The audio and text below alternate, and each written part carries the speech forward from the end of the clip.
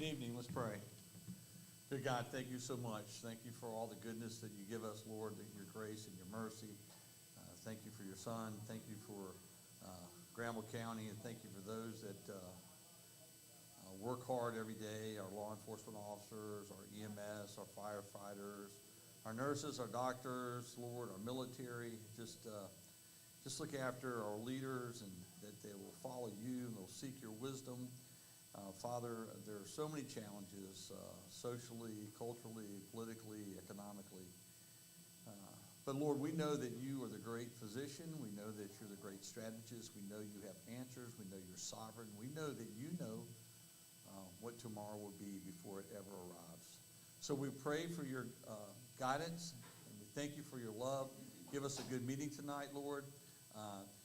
Whether we're in all accord or not, God, let us agree to disagree, and let us leave this facility tonight knowing that there's an effort here in which we can utilize to make our county in a manner in which we choose a free will and the ability to seek values that we hold so dear to us.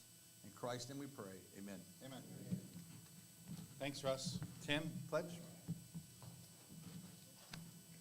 If you will, please join me in the Pledge of Allegiance.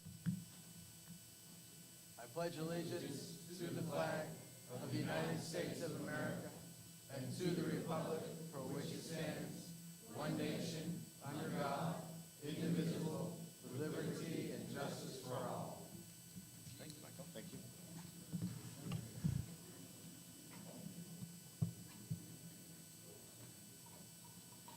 So, folks, we've got some really great news. The party is expanding, and which is great.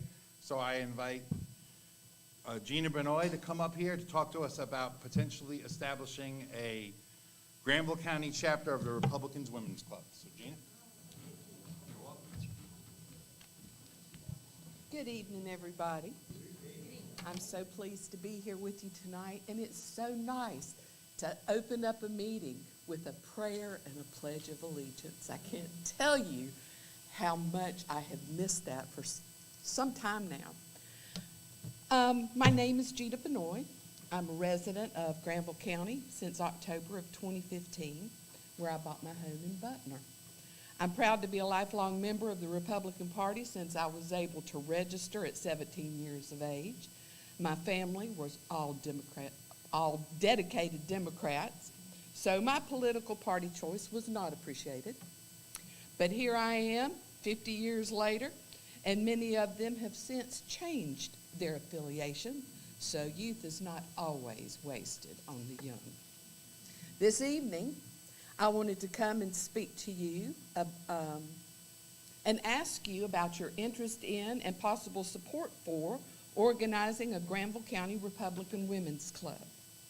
I've been a member of Republican women's clubs in both Rutherford County, North Carolina, and Jefferson County, Kentucky since the late 1980s, and have enjoyed the friendships and the successes that we shared in electing our Republican candidates from the local, state, and federal levels, as well as being a positive influence on our local party organization and the activities that we engaged in the community. I joined my first club in Rutherford County at the invitation of Carolyn Gardner, rest her soul, and she became my mentor. Our ladies were the infrastructure that elected the first Republican sheriff of Rutherford County, Mr. Dan Good, and a full slate of Republican county commissioners for the first time. Charles Taylor was our North Carolina state senator who supported our local Earning by Learning program sponsored by the Republican Women's Club, and that was the program that was designed by Newt Gingrich back in the day. And we had a lot of success in increasing children's reading levels, their educational levels in Rutherford County with that program. When I moved to Jefferson County, Kentucky, we elected the first Republican County Commissioner, Barbara Davis, whom I went on to serve as the Chief of Staff. We worked with Mitch McConnell and his team on merging the city and county government, as well as changing the floodplain legislation and the land use plan for the county, Cornerstone 2020. After my return to North Carolina in 2012, I took my time getting reestablished. only to fall ill due to a cerebral spinal fluid leak. And that wasn't repaired until 2021. So I am now fully recovered and ready to support our grand old party once again. When I started looking for how I could be of service before the primary, I noticed I had been missing an invitation to join the local Republican Women's Club, at which time I learned that there wasn't a Granville Republican Women's Club. So, after making some inquiries and speaking with Mike, he connected me with the North Carolina Federated Republican Women's Club president, Miss Kay Wilt. She was very supportive of the idea of starting a Granville County Republican Women's Club. And she provided me with the organizational requirements, information, and documents that we would need to complete in order to become a member of the National Federated Republican Women. She shared with me that the North Carolina Federated Republican Women participated in the North Carolina GOP convention and reported that 166 of Republican Women Club members, I lost my place, ran in the primary from our 51 clubs across the state, with more clubs in the pipeline. If we start one here, we would be club number 52. So why should Granville County have a Republican Women's Club? Well, the National Federation for Republican Women has been influencing politics at the grassroots level, that would be us, through our local clubs and state federations since 1938. The National Federation of Republican Women offers training to become effective leaders and to educate through digital publications, social networks, and an extensive member website. Republican Women Club's members are women of faith who unite to elect Republicans. The state North Carolina Federated Republican Women group is currently focused on supporting families, parental rights, and they led the fight in North Carolina against the critical race theory in our schools. And in addition, they volunteer in the community to advance the conservative message that Republican values are the best for our nation. The women of Granville County can and should be a part of this honorable tradition. We will increase the strength of the Republican Party in our community by actively supporting our local Republican candidates, assisting with organizing outreach and promoting their campaigns, speaking at public events, knocking on doors, having phone banks and texting parties, meetings to get out the vote. The Republican Women's Clubs usually organize a Lincoln's Day dinner in the spring as an annual fundraiser. I don't know what the Granville County GOP's schedule is. Happen to have one of those. But the point is, there are a wealth of activities to help grow the Granville County Republican Party and a Granville County Republican Women's Club by associating ourselves with the National Federation of Republican Women. You know, women are just the backbone of these kind of things. I mean that in the nicest, kindest way. So the next steps would be a Granville County Republican Women's Club would need a minimum of 10 members, requires a set of bylaws. I have a set of those that we could fill out. A charter application, we can submit one of those. A letter of intent, I've got a format for that as well. And there are membership dues on the local, state, and federal level. Once our new club has been organized, our state federation will review and approve our club and certify our club charter application. This application will be forwarded to the National Federation of Republican Women along with the proposed bylaws, an officer's roster, and national dues and service charge. And I'm more than happy to donate those national dues and service charge for the first year. That's $200 and something. But to me, it's just so critically important that we do it. If we can get 10 members and some associates, the guys would be associate members, then we can certainly get that going in Granville County. Upon approval of the new club by the National Federation of Republican Women, a charter and club number will be issued, making the new club an official Federation affiliate. So I wanted to introduce this idea to y'all tonight about organizing the club, about the need for the club, and engage your support for such a club for Granville County Republican women. For the purpose of assisting in the successful election activities of our Republican candidates here on the county level, on the state level, and on the federal level. So once we have 10 women sign up, we'll elect officers, fill out the forms, and move forward. If you're interested, please contact me. My phone number is my cell number, and it's still got a Jefferson County, Kentucky area code, so don't let that bother you. It's 502-724-5014. 502-724-5014. My email address is GinaBenoy@gmail.com. That's Gina, Jeanna, Benoy, Benoy, MBA, as a master's in business, at gmail.com. And I look forward to meeting you ladies and speaking with you personally. And I really encourage you and hope that we can put together a nice club for Granville County and get these candidates elected. Thank you.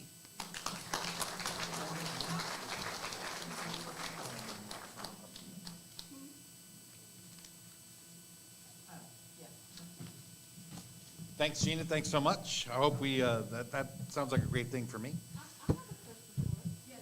Where were you when the three of us were running? Kentucky, I think. No, she was here. Said, yeah, who all was running? Well, she just got school board, she just got, Creedmoor County Commissioner, or City Commissioner, and I've been County Commissioner for 6 years. 6 Well, years? praise the Lord, hallelujah. Absolutely.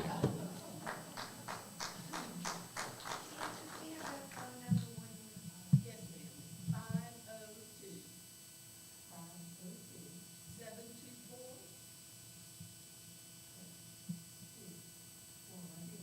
That's okay. 5014. My connected over. I'll get it up there, don't you worry. I was thinking that as I was sitting there, that needs to go on the website. Okay, thank you so much.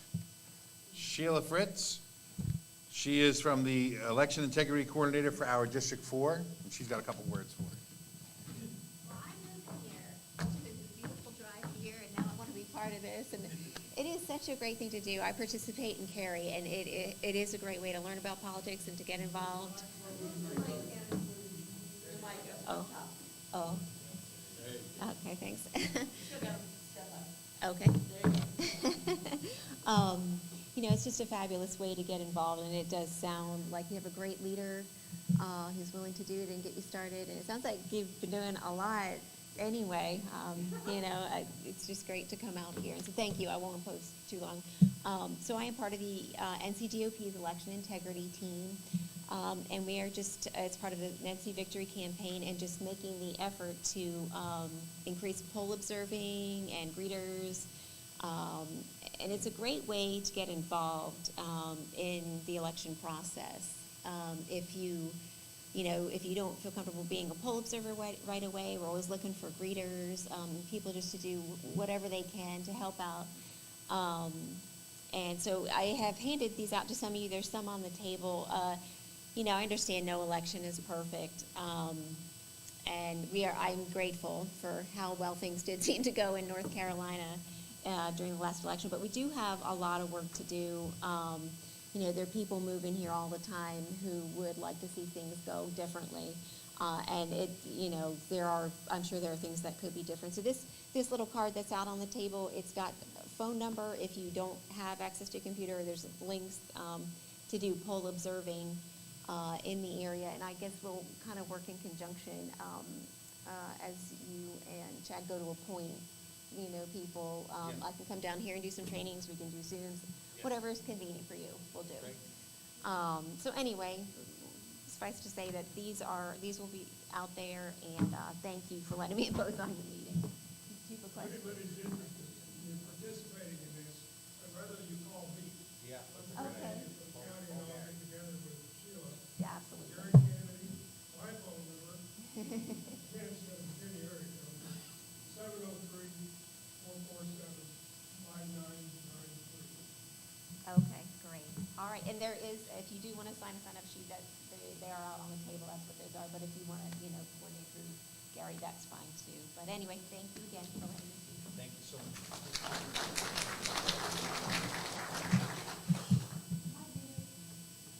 So as we get into candidates, I would like to, before we start calling people up, I just want to acknowledge some folks that are here. We have running for sheriff, we have Vance Johnson. You can say hello.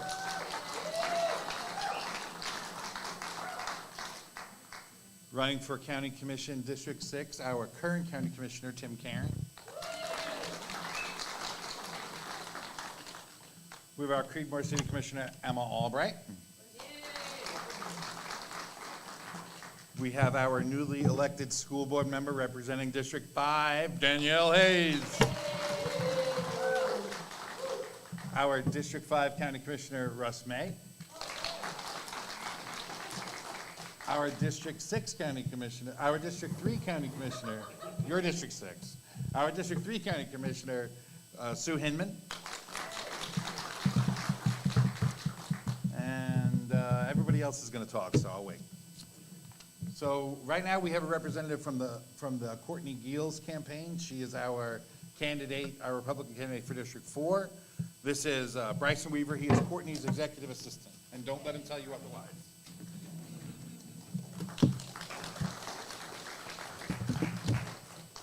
Thank you. He says otherwise because I think executive assistant is a little posh and, too much for me.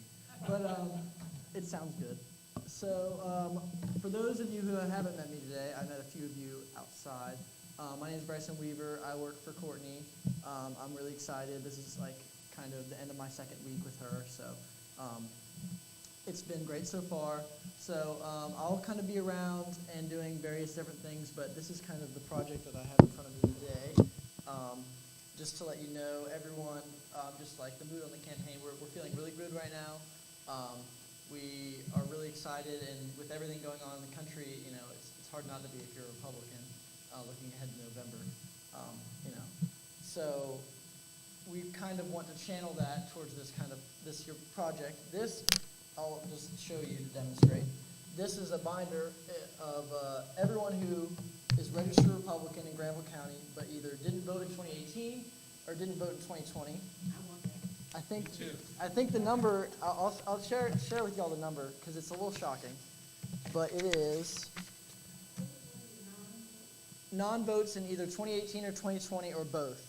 And there are 4,668 people in Granville County, 4,668, which is a very high number as you can tell. So our goal over the next month or two, and I'll be working with Ron and Barb Conway on this, so if you have any questions, either contact me or contact them, and I'll be here after the meeting if anybody has any questions, and we'll be handing out pages. But if everyone just takes a few pages of this book and volunteers to call a few people at your own leisure in your free time, from my understanding, every page takes a little less than an hour or so, depending on how fast you're moving.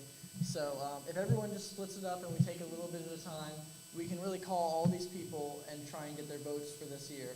And if we call 4,668 people, which sounds daunting, but there are a lot of people in this room and there's other volunteers we'll be getting, so it'll really spread the wealth well. But if we call 4,668 people in Granville County, I am sure that we can make a very big impact on what happens in November for candidates at the top of the ticket and all the way to the bottom. So I'm really excited about this project, and hopefully if any of you wouldn't mind sparing just a little bit of your time, even taking just a few pages would be really beneficial to us. So I guess just see me, and I'll be with Ron and Barb after the meeting, and we're going to kind of try and pass some of these out. So your help would be greatly appreciated. Oh, question, multiple questions. Go ahead. Oh, yes.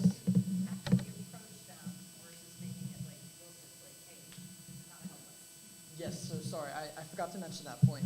But I do have a script, and everyone who signs up will be getting a certain number of pages, and it will be with the script. And I was also just going to point out, which Courtney mentioned to me, but I forgot, so thank you for mentioning. But she said that it's really, for those of you who have not phone banked before, this is kind of really an easy intro because these are all people that are already registered Republicans. So you're not really fighting an uphill battle during the call, and we have a script that will be really straightforward. So you're calling people that are really already on our side. We're just trying to secure their votes. So thank you. Get them out to vote. Get them out to vote. Exactly. Yes.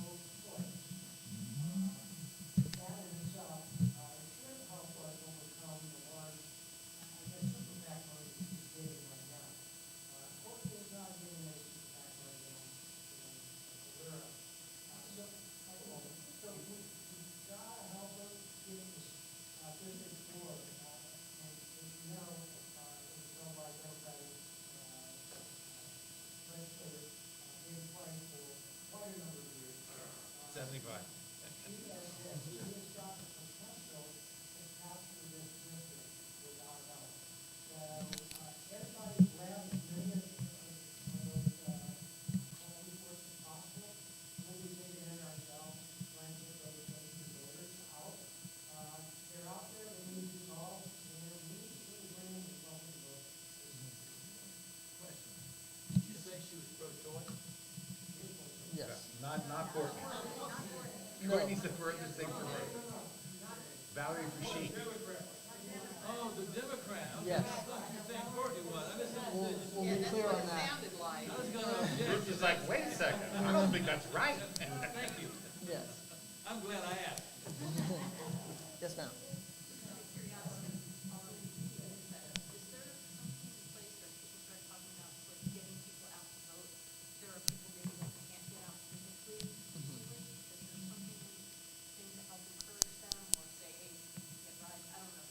Yes, that's a really good point. I guess I can go ahead and run through that, although I'll be back to future meetings as well. But I should go ahead and run through that. That's a good point. So this is the preliminary part of our plan. It's kind of a three-step plan. So we're going to call these people, and then the number of people left will shrink based on who we've called, and then we'll get down to the people who called and didn't answer or called and have the wrong number, etc. And then we're going to either get out to their door and knock on their door, and then the third part of the plan is that we're going to be mailing things to people, either that we didn't contact through the first two methods, and then through that we're kind of going to compile information on everyone and see if there's anything we can do to help anybody vote, if they need a ride to the poll, or anything we can do to make the process easier for a lot of these people. So yes. Sorry. You first. Sorry, I'm got a lot of questions. Having done a lot of phone banks in the past, I'm wondering about starting this early with phone calls, or if maybe there's maybe like a 2 or 3 step process where we make an initial call and then a follow-up call, and then like the week before the election, just really hit them hard with that get out the vote phone call. Yes, ma'am. So that's a good point. We are starting this early because we're trying to fit in this 3-step plan. It takes a good deal of time, especially when we get into part 2 with the door knocking. But if we can kind of secure some of the votes initially, part of the script is, can you guarantee your vote for November? And then those people, we can knock off the list because they'll say, yes, I am voting in November. And we can go with that. But moving into November, we can kind of change plans, and we'll be able to pull data on who has voted already and leading up to Election Day. and we can do more things in that front. Great job, buddy. Thank you. He'll be here afterwards. Yeah, if you have any further questions, just talk to me afterwards, and you can get my number or my email. That's perfect. Thank you. Good job, Bryson. Yeah, thank you. I'll tell Courtney you did great. You can do it from right there. So, here is our candidate for District 6 County Commissioner, Tim Karen. He's going to give a quick update on our county, state of the county. Okay, didn't know what was gonna happen, but we'll go with it real quick. You're all right. Monday night, we approved the budget for this fiscal year. There is a new taxing authority for the unincorporated areas, including Stovall. So it's unincorporated plus Stovall for the fire service district. It's a 6-cent fire service district. Just so you know, in the past, we were funding our volunteer fire departments at about $80,000 a station. Costs about $170,000 to $180,000 a station to run those things. So we had been underfunding those. Same with EMS. You wouldn't believe it, but to keep 6 ambulances on the street for 24/7, it's about $3.7 million. We had been funding that at about $800,000. This year we added $1.2 million to that, so bringing it up to almost $2 million. Still short, but we're going to do that. Funding the schools additionally, more and more every year. We always give them pretty darn close to what they ask for, even though they don't seem to want to consolidate, but maybe we'll get it this year. What am I missing? State of the county. We're hiring a new county manager. Our county manager resigned, he's moving on. We hired an interim county manager, used to be our emergency services director, and Doug Mogan has retired since, actively involved. Was in the event of an emergency as emergency management director, the second in charge prior to getting a deputy county manager in Granville County. So very familiar with, where all the cutoff valves and switches are, that kind of thing. So still actively involved in the state county operations and has a good handle on should something arise and he can be able to put a fire out should he need to. So county's in good shape there. We've hired a recruiting firm. We're supposed to be having interviews with our first round of 15 candidates to get cleared down here in the next 30 days. And then that'll drop to 5 candidates as we move forward. So moving forward with that, good things happening there. Impromptu speech. Good. But if anybody needs anything more specific about that, that's this week. So if anybody needs any more details or anything, please just go reach out to myself, Commissioner May, Commissioner Hinman, Sue, Russ, or Tim.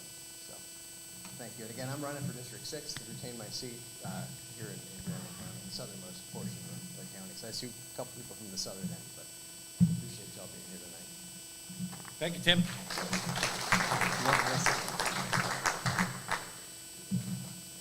This is Russ May. So in addition to that, through the course of the American Rescue Plan and the funds that the county received, we were able to additionally assist the county hospital with the services of 3 new ambulances. Our EMS service is in need of outfitting. We'll probably add a 4th.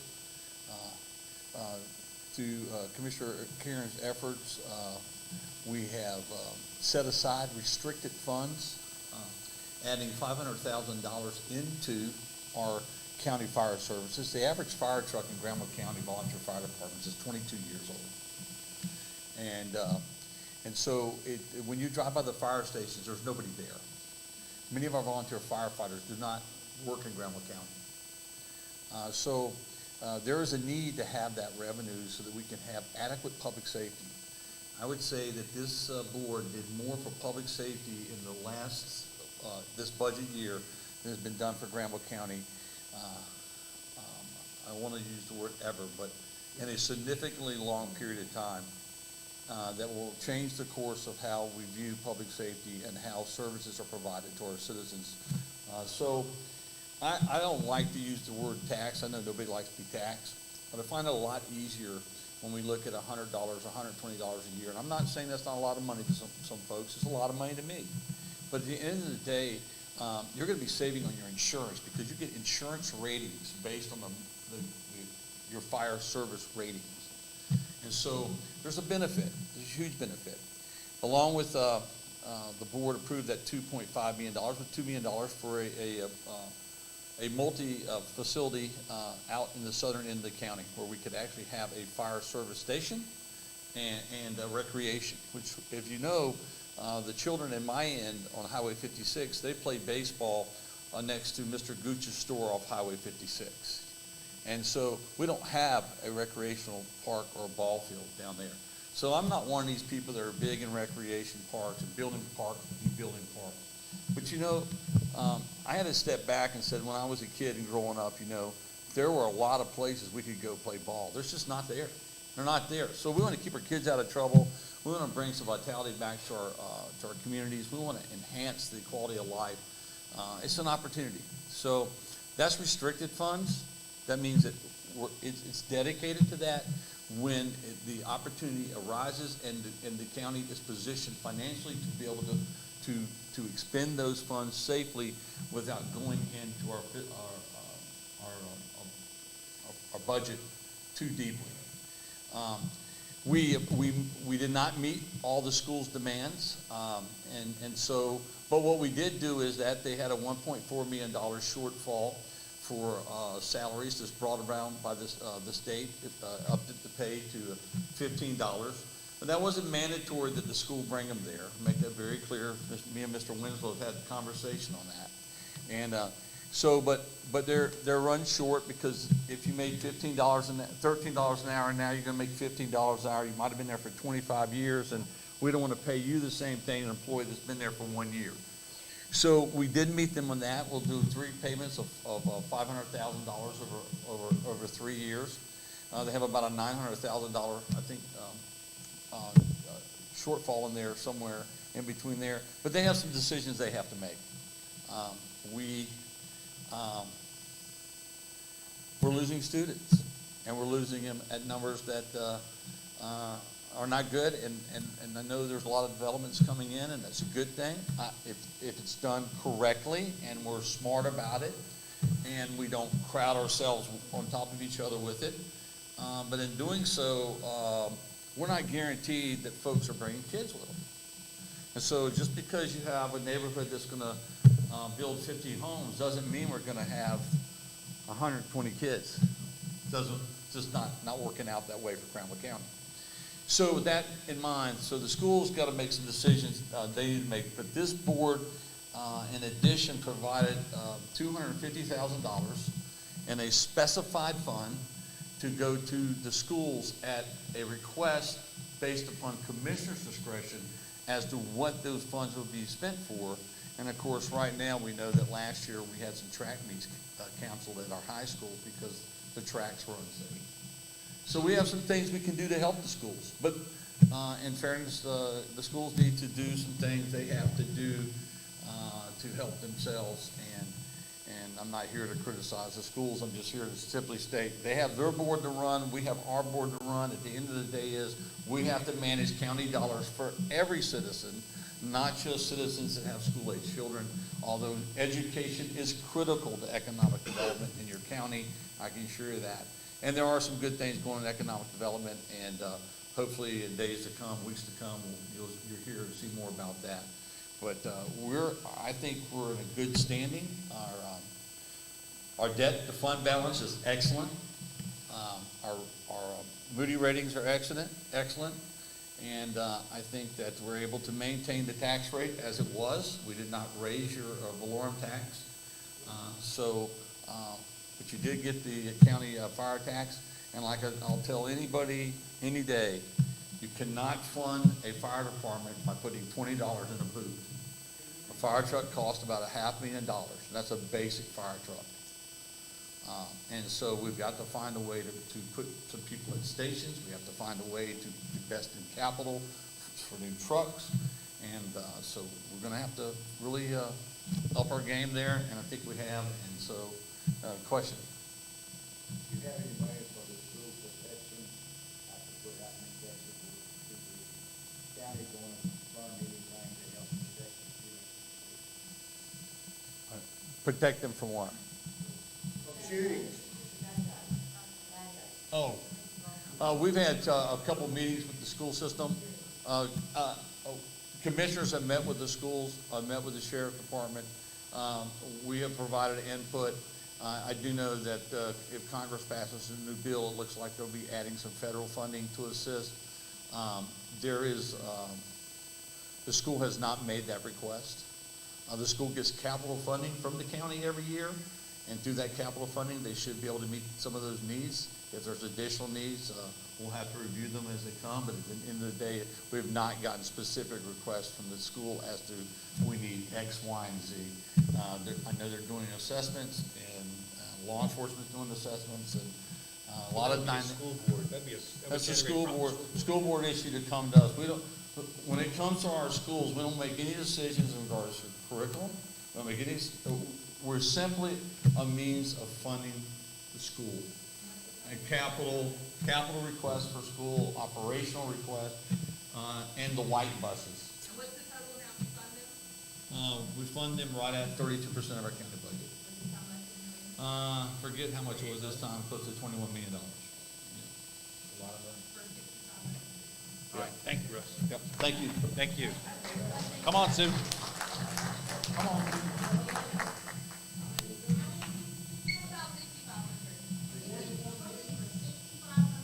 Yes. That's right. Yes. And we have no say-so what they do with that money. None.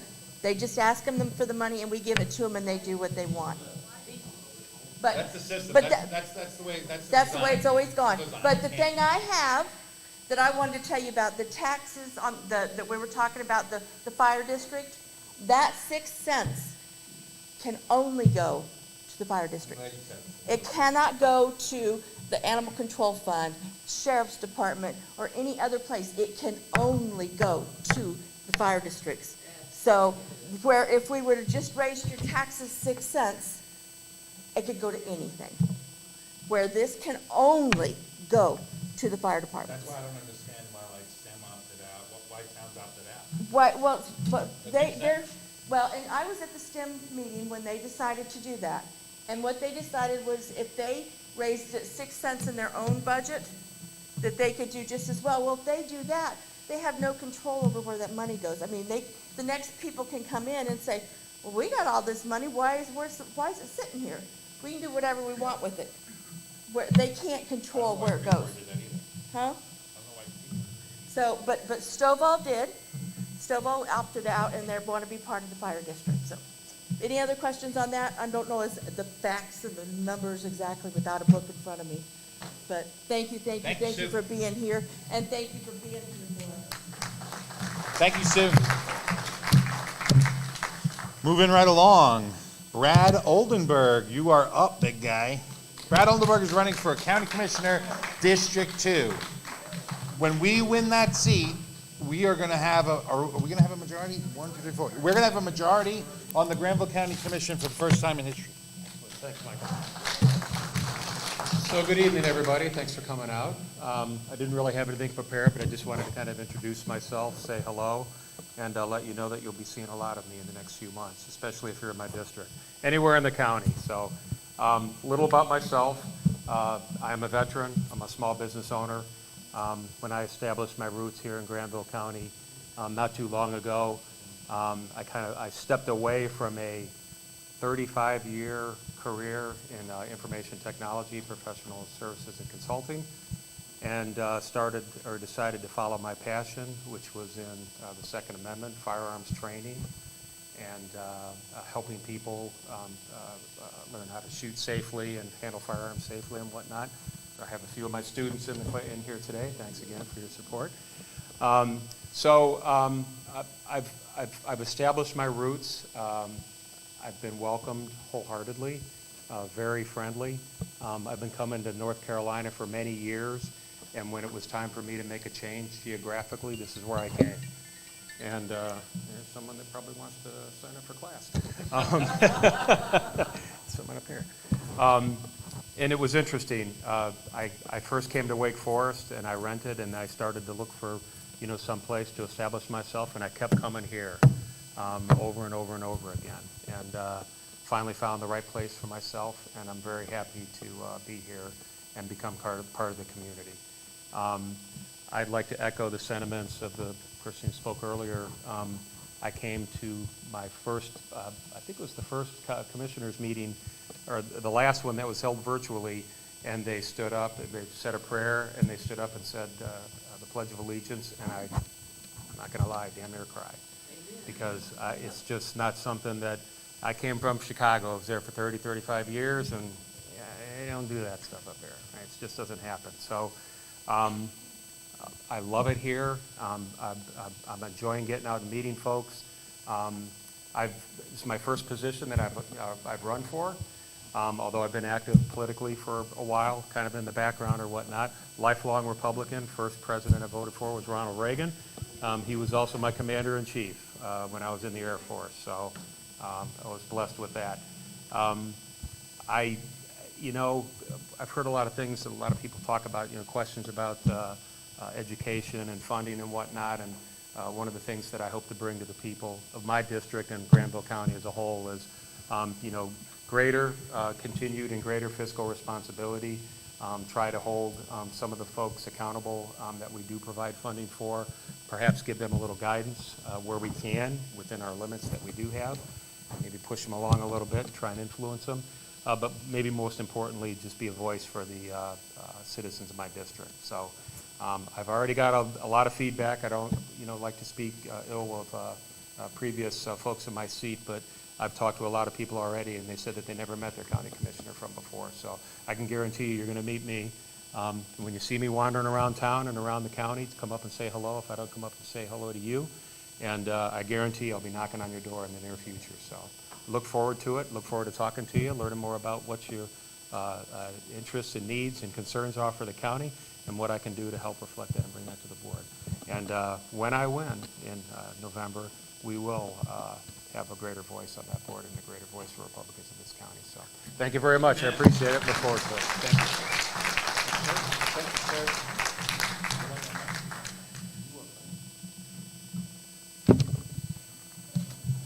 Matthew Winslow, our District 7, North Carolina representative in the southern end of our county. Matthew Winslow. Good to see you.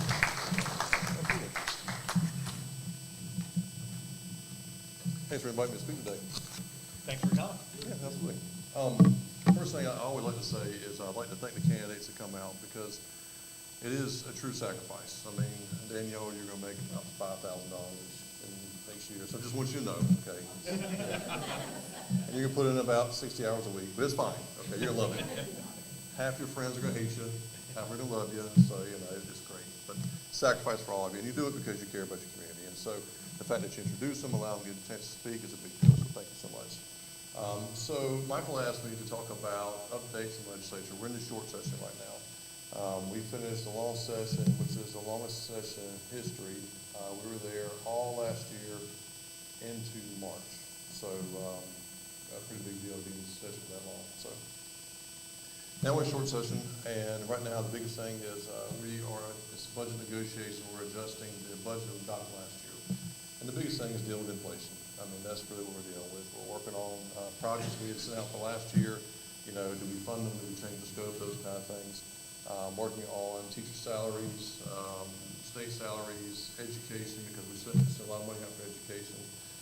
Those are the big things we're working on right now, dealing with the inflation. The other thing is, as conservatives and Republicans, we believe that the best way to help the economy and help the inflation is to get the money back in your hands.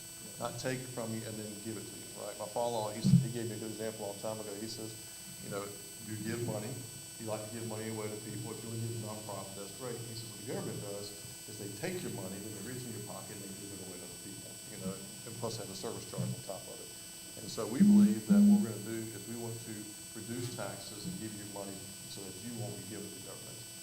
Since the Republicans took over 12 years ago consistently, we've been constantly reducing taxes. When Republicans took over, there was a massive debt on the pension system and against the state, and taxes were over 7%. Now we have a surplus, and we have this year we're going to generate about $6 billion extra in the budget, and we set a trajectory of taxes. Like right now, personal income tax is just below 5%, and corporate taxes are right at 1%.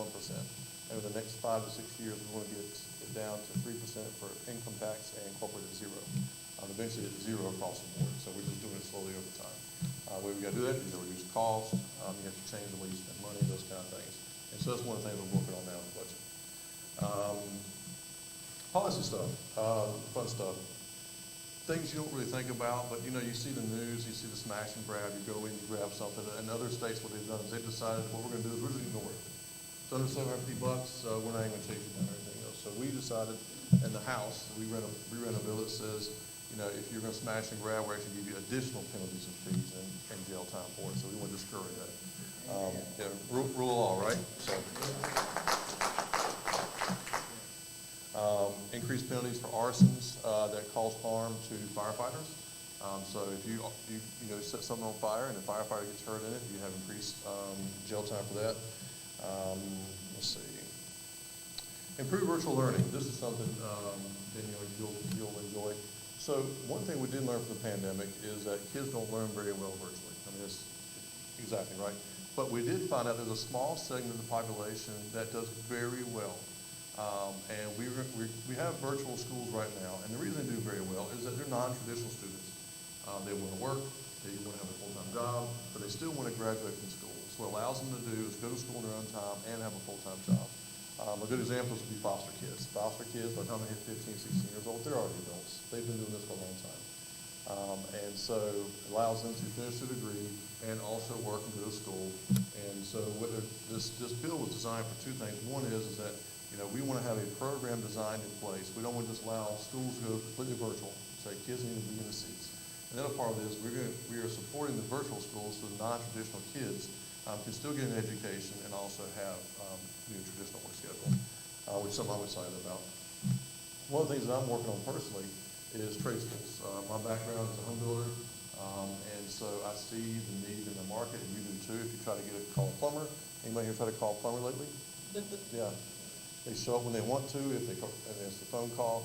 How about get your car fixed? You know, have something welded, have an electrician show up. There's a dire need. And so what we're trying to do is encourage that. And one of the things I want to do is I want to create a school for 11th and 12th graders that focus only on trade schools, so electrical, mechanical, plumbing, and welding. And then also, the key into this is life skills, right? The life skills. What does life look like? How do you stay organized? Not just show up and then you get a certificate if you pass the test. And so this is one of my main goals I've been working on from the very beginning. And one of the things that, you know, there's a learning curve when you get a legislature, you know, and how do you find projects and fund them, those kind of things. I've been working very, very hard. Where's Liz? Liz asked me, she says, are you doing a good job? I don't know if I'm doing a good job, but I guarantee you I'm the hardest working person there. Okay, no question about it, because I'm willing to learn, I'm willing to try, and I'm willing to do the time that it takes to make it happen. And because I'm passionate about things, it's easy for me, it's fun, I enjoy it. And this is one of the things I'm very, very passionate about. And so my goal is to get that school in place.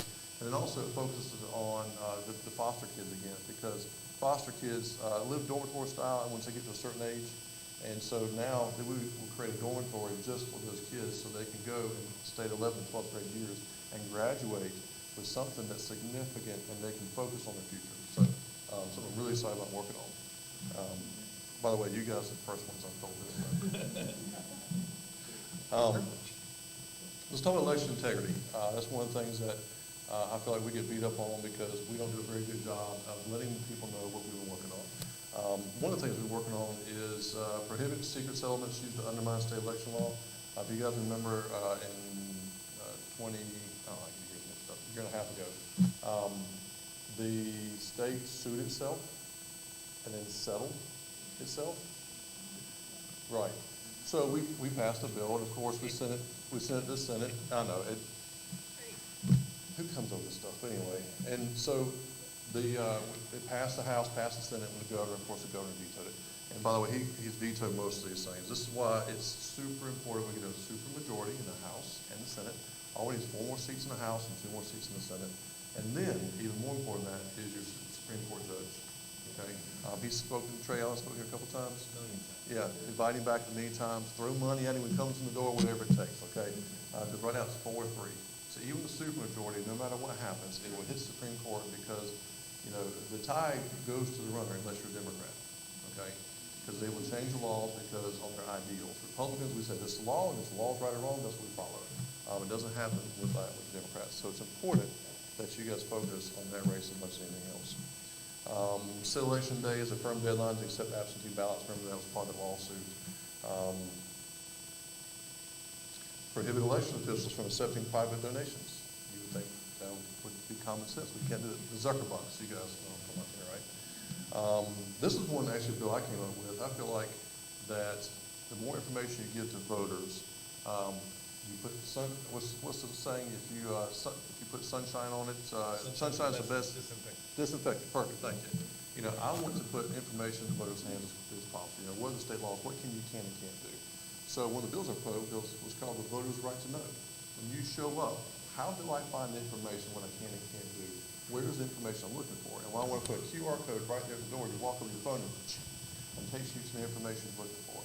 Also a phone number and a website. So if you don't understand something, if you see something you don't agree with, you're not sure, it's a phone number you call, state board answer, say, hey, I got this issue, can you help me? Website and everything else. That bill, unfortunately, made it to the House, went to the Senate, and we had to carve out a voter bill so that we could change the primary dates because of all lawsuits. So I'll run it again, but it's a fun bill. Remove non-citizens from North Carolina voter rolls. There was Judicial Watch did a great.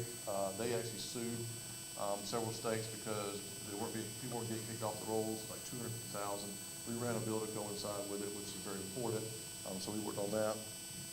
We require a post-election audit on all voting equipment, which is very important. There are audits done, just so you know, there are audits where they confirm information. You guys are part of that after the election. But we wanted to say, we will make sure the equipment is certified, and this is what to say it is, so we ran a bill for that. I'm glad, somebody brought up school safety. Since 2013, the legislature has spent about $500 million on school safety across the board, SROs, all those kind of things. This last budget, we put about $84 million, $84 million into school safety for SROs, securing schools, those kind of things. So it's important to accumulate to the past. Back to election integrity, I have this little card in my hand as a reminder. Who's passing these out? Okay. Yeah, this, if you want to talk, there's no bill or law that can pass that's going to be better than hands-on, okay? The fact that they're spending the time doing this is very exciting to me. It gives me goosebumps because I didn't realize how good the Democrat machine was until I ran for office.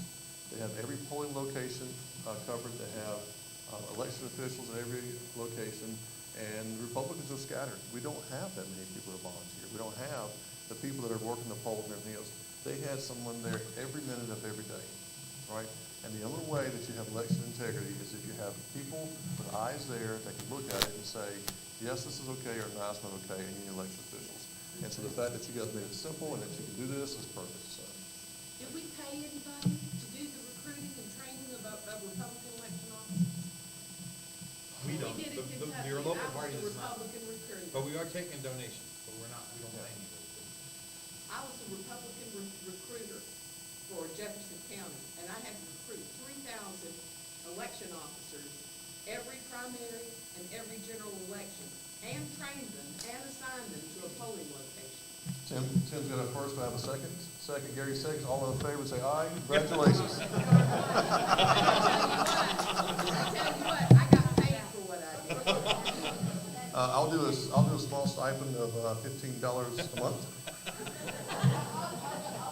Well, if you want elections that are equal to what the other party is doing, you have to step up and do what the other party is doing. And if it's straightforward, if it's honest, if it's applicable to what the responsibilities are for the day, there are thousands of good people that are more than willing to get up and go sit at the polls and help people vote and to watch it be done properly. But if you can't talk to them, if you can't reach out to them, you can't train them, you're just screaming into the wind. Thank you. That's Great. So you nailed it because they're getting paid $100 a day. Well, in Jefferson County, we paid our election officers $100 a day, Republicans and Democrats. We paid them $15 just to come to a 2-hour training. And we set up those trainings all around the county, and everybody had to go to one in order to serve on election day. And we had to verify that they were actually, registered voters. Exactly. And That's I what we need set to up do. that whole program of getting them registered and trained and placed. That was my Well, we've got first, two people here that you definitely need to speak with. that was my first assignment after I got my master's degree.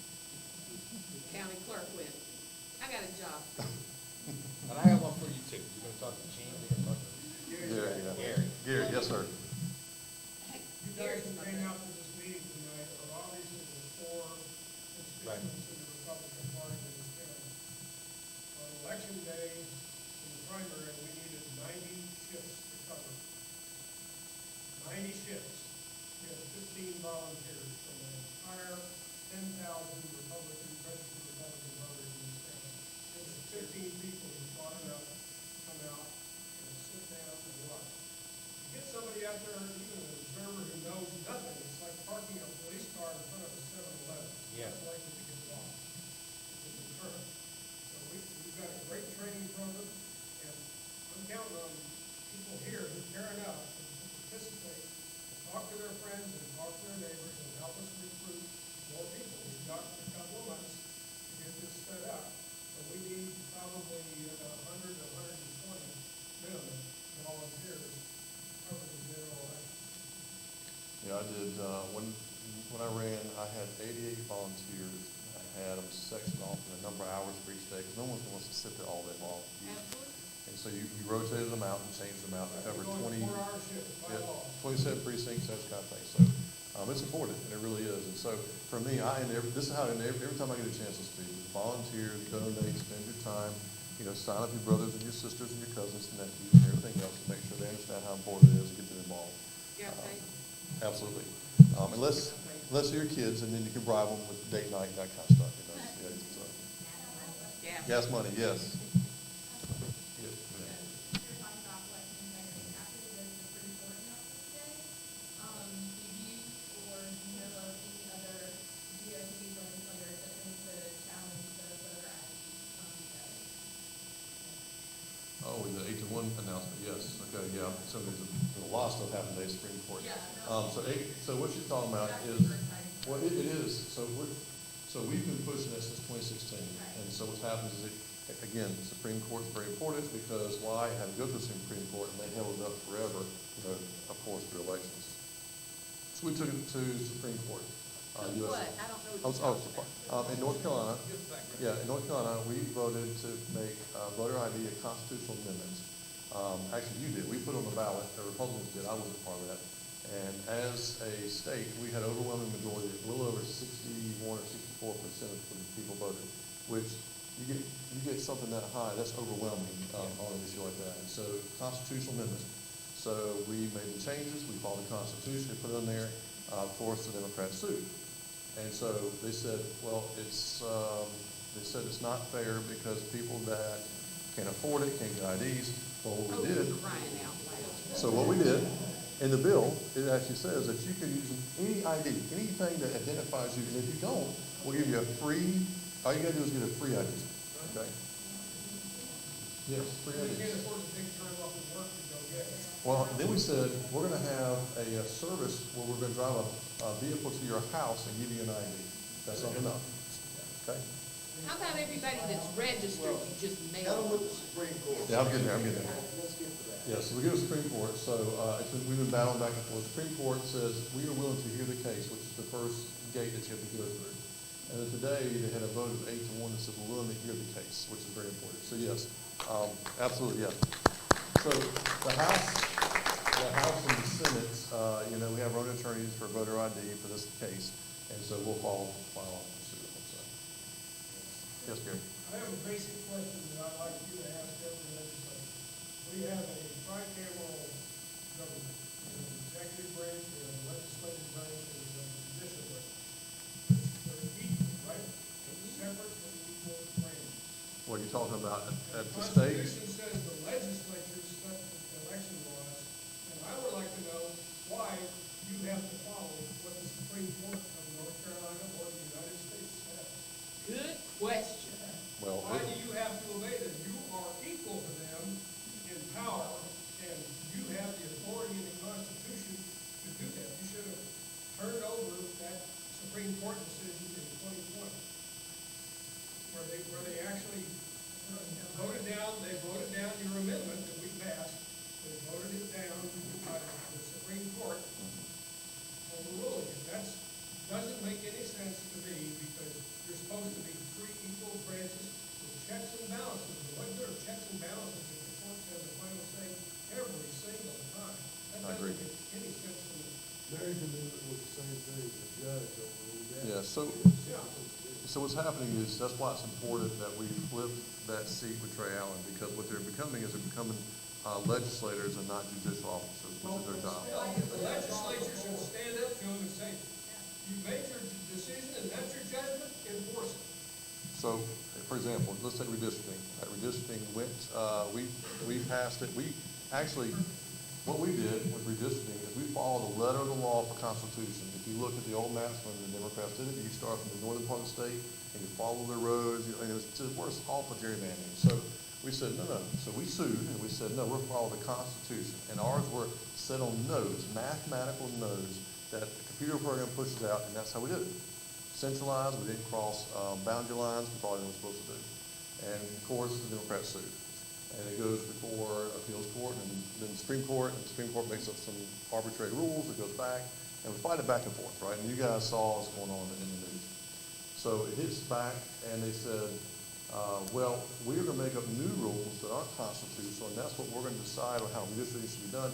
And they redrew the maps on their own, and they said, here, this is how we want you to do it.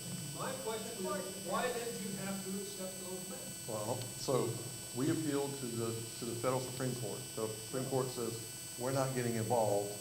That's the final decision. But that's not the final decision. Well, hold on. You have the authority, they don't. Time out. You still have to have the enforcement arm. The enforcement arm is still the State Board of Elections, okay? So State Board of Elections, we have to, when we run the elections, we are still set up in the state for the State Board of Elections. And then who appoints the State Board of Elections? Hoover. Yeah. Well, So, the law is made by you, and they have to enforce the law. I understand. You have the authority to make that law, and the Supreme Court shouldn't be able to overturn it. I don't disagree. That's why that position is so important. Remember I said, tie always goes to the runner unless you're a Democrat, okay? That's why it's so important. And so when you're out there hustling and you're trying to help candidates and you say, all right, I'm here for Tim, for county commissioner, he's a great guy, he's doing such a great job for our local community. Oh, by the way, Trey Allen, that's the guy you need to vote for. I mean, that's how important it is. So, But ma'am, that's still not an answer. Why you could not enforce the law that you have established. Don't listen to them. That's what they say. So you know what, before I got elected, I said the same thing. I was like, Lawsuits, and then the court has to deal with Yeah. lawsuits. so yeah, exactly. I said the same thing until I started understanding how the system works. If we had control of the State Board of Elections, okay, you could do that. Because remember, they're the Would ones do that. that. Yeah, Would they do that. Would do that. Yeah. Because we would say, well, ignore them, we're gonna do what we want because the State Board of Elections makes that final decision based on the court's decisions. But since Cooper appoints the Board of Elections, they serve at his pleasure. So, Yeah, you good? I'm good. I understand, You're doing a good job, I appreciate it. Thank you. I'm gonna. yeah, that's why you need a supermajority in both chambers, and you also She's got got a a Senate. question, she's been raising her hand. Yes, ma'am, sorry. Thank you. I just have one comment. So you're right. So what happened is the GOP got divided up into different. So I thought it was before you're trying. Can't get her. Oh, okay. I'm up there on the stage. Sorry.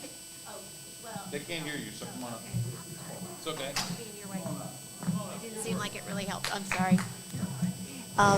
So we've divided up the state into districts and people going out recruiting. So that's what I am here doing tonight, recruiting poll observers. As you're saying, it is, it's so crucial, and you will receive training, and me and Gary can coordinate. However you want to do it is fine. I think, everybody just needs to work together.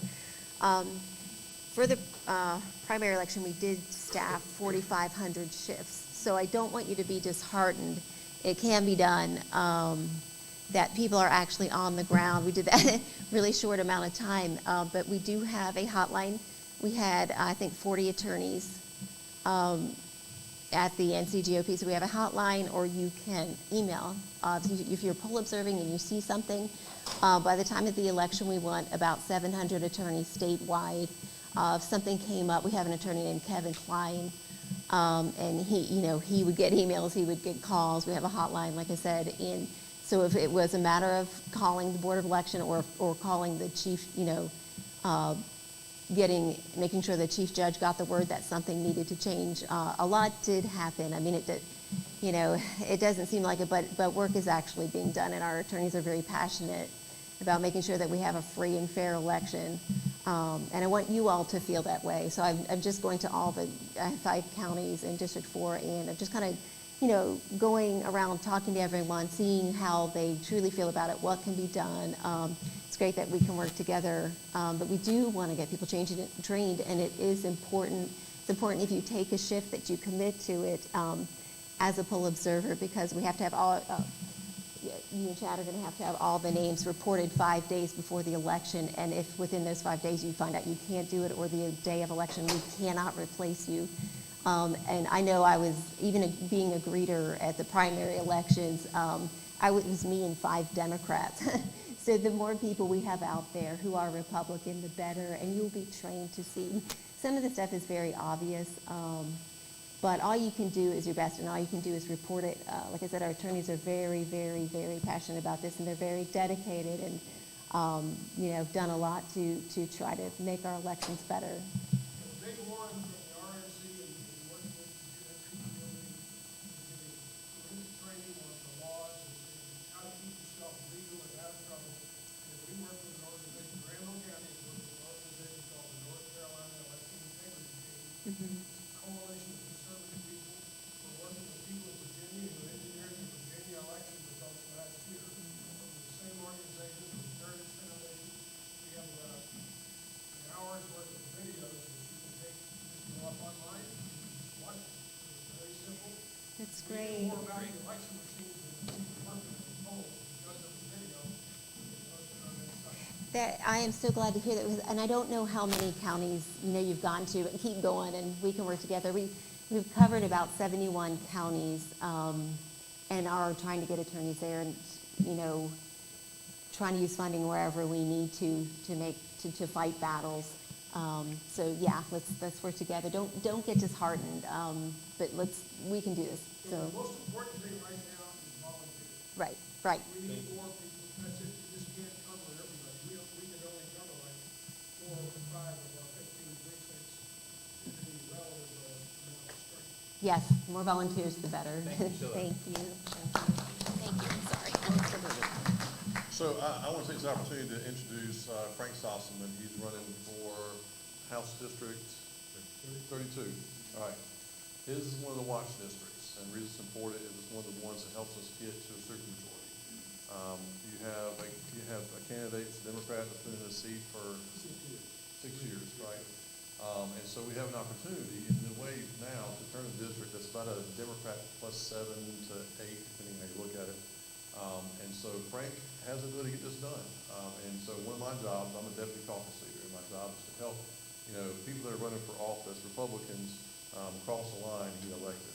And so I'm out supporting Frank and trying to get him here, and I just want to introduce him, so come on up, Frank.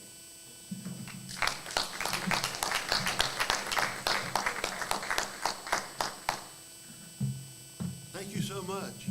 It's great to be here, and I was thinking of my childhood while this discussion was going on. I learned as a child playing football behind the church that it's not how good you play the game, but it's who keeps the score. We won a lot of games, but we lost because the guy that kept the score gave the win to the other team. And the Republicans noted a lot of improprieties that went on regarding the election, not allowing poll watchers to get in and watch. And we screamed about it. Other things that was noticed, but we screamed about it. But whoever is keeping the score, if they say, too bad, so that's the legislators' difficulty. You've got this kind of conundrum going on. But I hope we can get it straightened out. I know one thing, I'll be a voice that screams and hollers and kicks and spits and slobbers and everything else. I'll try every trick in the trade. I did it as a preacher, as a pastor, and I'll hit the podium and I'll say, you're going to hell if you don't do it right. You know, amen, see that, and I'll need you there to amen me. We'll have revival at the State House. But it's been going extremely well. I've been very, very encouraged as I've circulated in Vance County and Granville County. I don't cover Creedmoor, Mount Energy, and Wilton. That's Matt Winslow's District 7. But I'm still concerned about those 3 precincts because they're still in Granville County. I think it's a little stupid, in my opinion, how you slice it up. It's like going to a doctor, and the doctor says, now, I can examine everything and take care of everything with your body except this arm and that foot. I'd go to another doctor that could take care of the whole body. Well, see, my interest is not in those 3 areas, but it is. So Matt and I will be working in concert to make sure the whole county is taken care of, and the whole district. But I've been circulating, I've been going in black communities. I was at the Juneteenth event at Hawkins Chapel Baptist Church Saturday, got a great reception. They allowed me to speak, and I sang.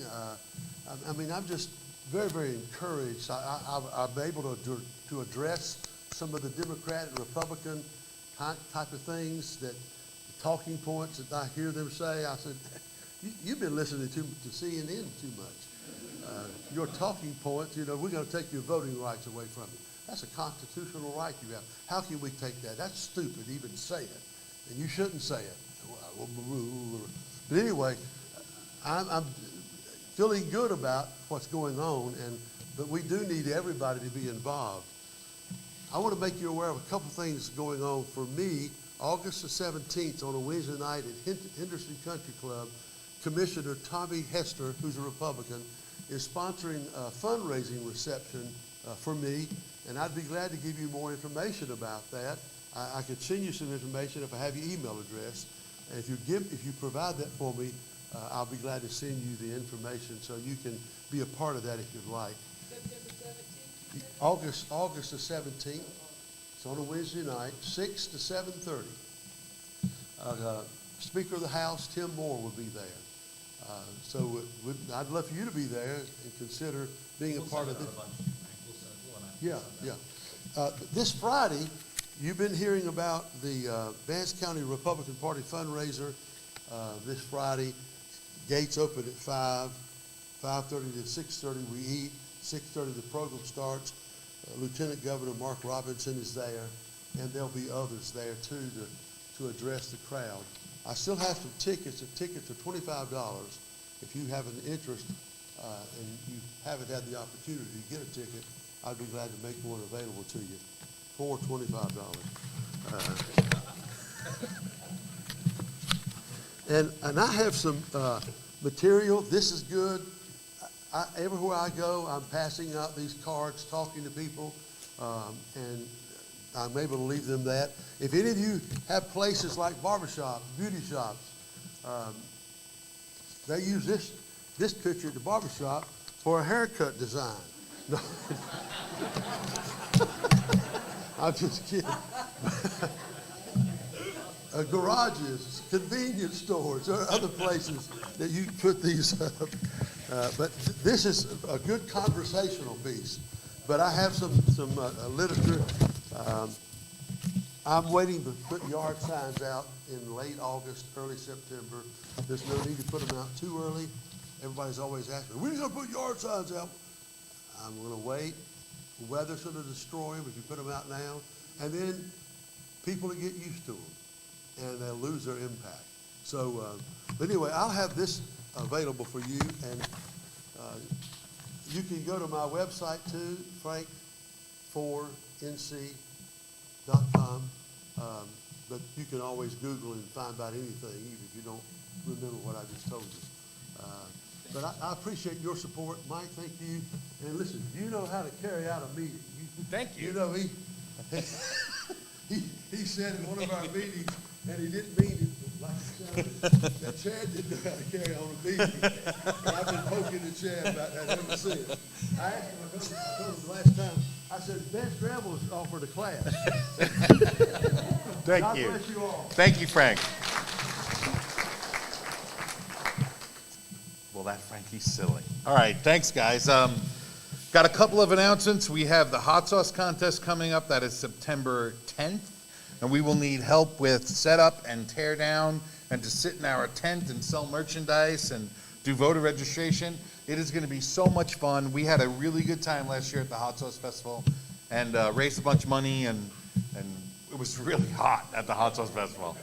And it'll be it's a lot of fun. So we invite you all to come down and hang out with us then. The Lincoln Reagan dinner, it's coming up again, October 8th, and we need volunteers for that.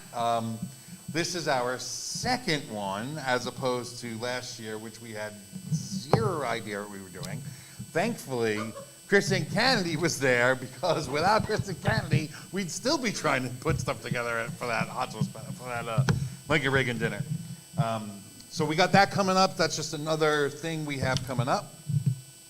I just wanted to run past everybody the North Carolina Board of Elections. In each county, it is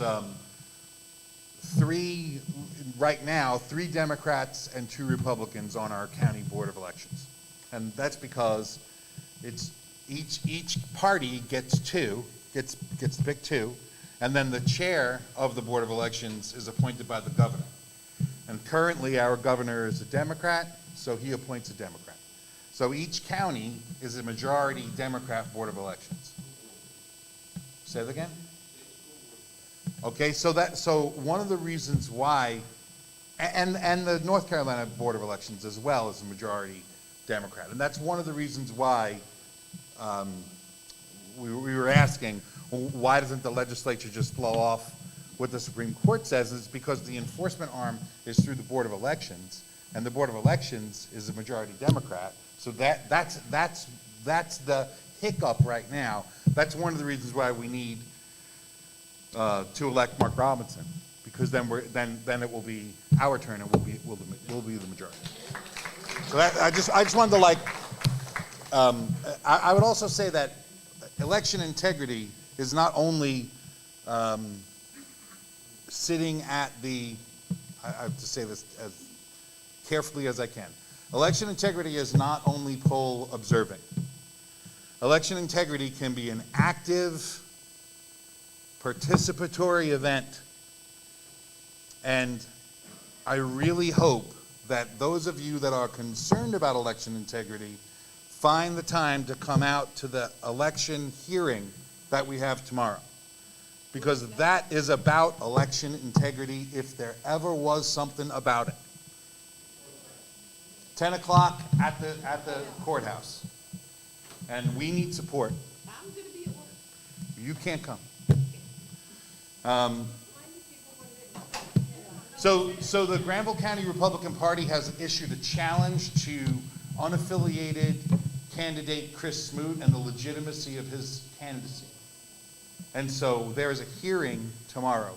There's been a lot going on over the past month, and there's a hearing about it tomorrow where the Democrat majority Board of Elections is going to hear our argument. And I don't really want to get too into it just because the hearing's tomorrow. No, there's no such thing as unaffiliated. So there's unaffiliated, Republicans, Democrats, Libertarian, and I think Green in Granville County now. I think those are not yet. Soon, right? Something about green. Yeah, okay. So not yet. Not yet. But so that's what we have right now. And we really hope that we can get some support. We would like for you guys to come out and support us at the courthouse tomorrow. I think it's going to be in both. It's a fluid situation. I think it's going to be in the large courtroom, and I also think it's going to be in the small courtroom. Correct, and I think it's going to be in the Superior Courtroom, and I think some of it is going to be in this other one. Yeah, you gotta go, because it's not gonna be Zoom. What laws are applicable? Well, I'm not gonna get into it because the hearing's tomorrow, and I'm involved, and you know what I'm saying, so I don't want to get into it. We have a legal team. Well, that depends on, define how many lawyers. There's 4 or 5 lawyers, and there's like 8 or 9 law clerks. Last night there was 16 on the phone. So our legal team is pretty substantial. And they're doing it for free. So ask yourself this: why would the North Carolina Republican Party and the RNC support a challenge in little old Granville County for no money?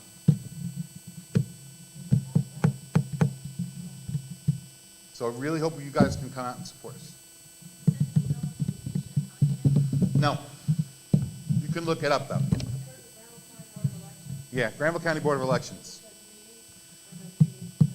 But if I can, Mary, I will. I'll find out later on if I can send an email, and if I can, I will. There's a couple of other things I just wanted to quickly go over. Our executive committee met on Thursday. We did a little bit of shuffling with our executive committee. Tony Gooch, our treasurer, had resigned because of some health issues. He asked if he could not be the treasurer. So our finance committee chairperson, Stephanie Burris, and Tony switched because Stephanie was really doing the treasurer job and Tony was really doing the helper job. So they just switched seats. Liz Smith had resigned because there was a conflict. Liz is an elections judge, and that does not allow her to sit on our executive committee. We had made a mistake. When we realized the mistake, then we said, Liz, isn't it more important that you do this? And she agreed. And so she said, okay, I'll just resign then and get somebody else to replace me. And Lynn Cooper is now on our executive committee. So I just wanted to introduce you to Lynn Cooper. And she's probably going to say the same thing on this side. Go ahead, you have something you want to? Yeah, I just want everyone to understand the importance of tomorrow. We talk about election integrity and how important it is. We talk about it every meeting. All the time. Then support your GOP. Because these guys stood up. And regardless, at the end of the day, personally for me, I'm Republican. But if you're Republican, Democrat, unaffiliated, do it right. If you're not going to do it right, you shouldn't be allowed to participate. And that's what I care about. Do it the right way, and that's what we want. And these guys put their neck out, stood up as Granville County GOP. And thank you, John and Debbie, for all the hard work you've done with us. I appreciate it more than you know. But come and help support these guys. Don't sit back and complain. And you know how many people I've spoken to recently that truly do not understand how elections work. They are clueless. So speak to someone because their side, they're going to have their side listening. And they should not be the only people listening tomorrow. We should be there to support them. So please come out because I will be there at 10 o'clock. I took off from them. Yes, Gary. Thank you, Lynn. Thank you, Lynn. I'm gonna be doing a Zoom meeting next week for anybody who's interested in learning about how this whole thing works. If you're interested in just sitting in for about an hour or two, I haven't picked the time yet. I'm trying to avoid too many conflicts. But we'll be happy to give you your email before you leave tonight. I'll be out. And if you send it to me, I can send it out. Okay. You know what I mean? So this way it's easier for you. Well, just, we need people to understand it. Yeah, yeah. I have to admit, I've gone to the polls before not even having a clue how it worked. All I knew was who I was going to vote for the president. I had no idea what was happening. And thanks to, I'll tell you, I just want to point out, we've got 3 or 4 people that are Mary Roy, the Gates, the Conways, I don't know if I'm missing anybody, but they volunteered, and these guys spent hours and days working on election integrity during this election cycle. Yes, ma'am. Me? Just one thing more about election integrity. We need poll observers, but just my opinion from being inside in the Board of Elections as a poll worker, and you need poll workers in the polls for election integrity more so because they see everything that goes on. They don't just see what we see when we're sitting there. I think it's important to be there because that's a presence that's there. But if we need more Republican poll workers. When I was in the Board of Elections, I would say you have to have a certain number, but we were minimal. We were the bare minimum. And you get paid to be a poll worker. Yeah, you get paid. Not an observer, but a poll worker, you get paid by the hour. So if it's a money thing for people, there you go. I know some people said that they do it because they pay their property taxes with it. So we need to recruit poll workers because you see everything. In addition to poll In observers. addition to poll Yeah. workers, because they're in the. Christy Kennedy. Does the Board of Elections handle that, or the county clerk? The Board of Elections handles it, but people can submit names, people can volunteer. Did they advertise? They have done flyers before. I've only on there for 2.5 years. They've done flyers, but they don't. Don't the judges recruit the poll workers? Yes. Especially the chief judge, he had to recruit all the poll workers. Yeah, I was the chief judge. I had to get all my people. They gave me a list of people to choose from, and most of them were Democrats, and all of the Republicans on that list either moved away or said, no, I'm not doing this again. Right. But I didn't want to poll a precinct that was unbalanced. So I recruited 50-50. I had 50% Democrats, 50% Republicans, so it's evenly balanced. And I think that should be something we should work for across the board, especially in our town, but moving on up. That's the way it says. It should be evenly balanced. And the training. 2 Republicans and 2 Democrats at every table. Oh, stop it. Sorry. Precinct, you have about 9. No, I'm talking about the precincts. That's what we did in Kentucky, in Jefferson County. Every precinct, every table had 2 Republicans and 2 Democrats. Well, you're going to be involved, so hopefully we'll make it happen. Now, you can understand why we need people. For example, there's not just poll observers, there's people who coordinate with the Board of Yeah. Elections and watch Board of Elections meetings to know what's going on. There's people like Don Waits, there's people involved in voter roll, clearing up. We've got voter registration, we've got disabled voters. Yeah. We go out and we have. Sue. I worked 4 elections before I was elected. 4 elections. I was the first Republican judge in that precinct. The first. There had never been a Republican judge there. There never been a Republican. And item number 2 on that front is that the poll worker training is coming down to the state level and it's it is, the people that were in my precinct, and I was not a chief judge for the primary, I was just a judge, but nobody understood how to even set up a precinct in Washington. They didn't understand how to open that machine and make it work. They had a 2-hour training session that started almost an hour late. And just ran it. It just had no order to it. Okay, we're going to, that's all great. Yes, Carol.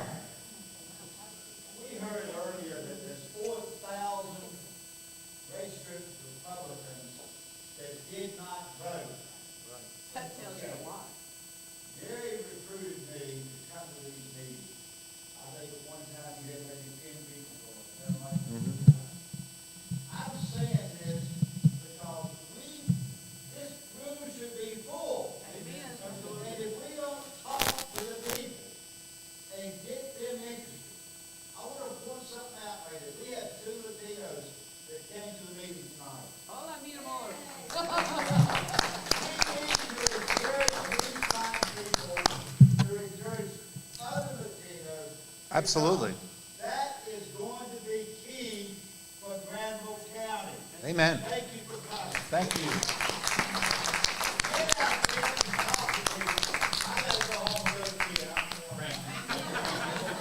We'll talk to y'all later. Bye, Carol. Can I say one thing? Yes, Liz. If you're gonna volunteer or get involved in the worker and you say you're gonna be there, show up. Show up. We had 5 people. There was supposed to be double that. It was 5 Saturday morning. Yeah. So 5, there was a split, but, and I know Joe had the same thing where he did that. If you're gonna do it, do it. Don't leave people hanging. And if you're a judge, a chief judge, you need to, don't go with the list they give you. You need to call and get a commitment from those people because sometimes they just put people because they know their name, they've done it before.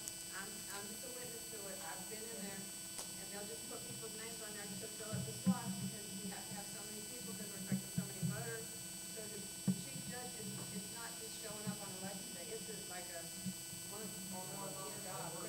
Thank you, Lorraine. We're going to finish up with Russ. I think all that's very, it's critical. When we lost elections last time, it was 67 votes, and won by 30 to 40. Because we didn't have anybody at the polls helping those candidates. Yeah. The room was filled for weeks and weeks. We're like, yeah, we're out there. We had 140 people. Yeah, 140 You gotta do people. more than talk, you gotta get off your backside, put up a sign, you gotta go hand out cards. We got candidates begging for people to go door to door. Well, that's what Republican women Let do. me finish, ma'am. Most of the time when this happens in Granville County, it's consistent. The candidate ends up carrying the entire load with maybe one or two other people helping. You can't win a countywide election like that. So until you decide that you're actually gonna get out there and on election day or during early voting and stand out there when people walk out and say, hey, consider this person, let me tell you, that's where the election is won or lost. Early voting is where the election is won or lost, right there. You can shake a few hands here, you shake a few hands there. Early voting, the numbers don't lie. Yeah. If you're trending ahead in early voting, you're most likely gonna win in the general. And the people that go out and early vote, you let the polls work for them, they win. So, it's been frustrating to me as someone who has ran a campaign and has worked with other people at their polls, and then sitting under 15th and 10th for hour after hour by yourself or with your spouse. Yeah. Yeah. And everyone was all into it, this is great, gathered up, did all the cool stuff, but then when the rubber hit the road, how do you do that? I don't want someone to know that I'm gonna vote for you, I don't want. Yeah. I'm just telling you, so I hope that we. No, we're done. Thank you so much, Russ. Frank is going to close us in prayer. Thank you so much. I'm going to pray. Doers of the word. Yeah, and I'm going to believe for us to continue to grow. But here's what we got to do: organize. In my opinion, this is not a professional opinion on organizing. If we get every precinct, all 15 precincts organized, you eat an elephant a bite at a time. Absolutely. Our precincts are not officially organized where they're functioning properly, so therefore we can only recruit from the same email list we got. It's like a church of 30 and you beat on them every Sunday to do more and more and more, and they're doing everything they can. I'm not saying everybody's doing what they ought to do, but I think we can reach more of those 10,000 registered Republicans if we organize every precinct. And I would challenge us to do that. Now, I'm going to pray now, because I've talked too long. Lord, thank you for this wonderful time to be together tonight as fellow Republicans and to talk about things that are near and dear to all of our hearts. I trust and pray that you'll give every candidate favor as he or she goes in and out among the people. And I pray that you will give us wisdom, and I pray that you'll give us the resources, and also may people be raised up to serve and to help the cause. I pray that you'll take us now to our home safely, give us a night of rest, and give us a great rest of the week. And we will thank you and praise you for all you do for us. In Jesus' name we pray. Amen. Amen. Amen. If you want to go with me to the cemetery, I'm